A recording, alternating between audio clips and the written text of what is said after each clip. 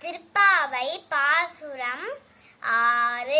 புல்லும் சிலம்பினகான் புல்லரையன் கோவிலில் வெள்ளை விழிசங்கன் பேரதவம் கேட்டிலையோ பில்லா எழுந்திராய் பேய்முளை நஞ்சுண்டு கள்ள சகடம் கலக்கலிய காலோச்சி வெள்ள தரவில் துய்மந்தன வித்தினை உள்ளட்டு கொண்டு முனிவர்களும் யோகிகளும் மெல்ல எழுந்தார் என்ற பேரரும் உள்ளம் புகுந்து குளிந்தேலோரெம்பாவாய். திருப்பாவை பாசுரம் 7.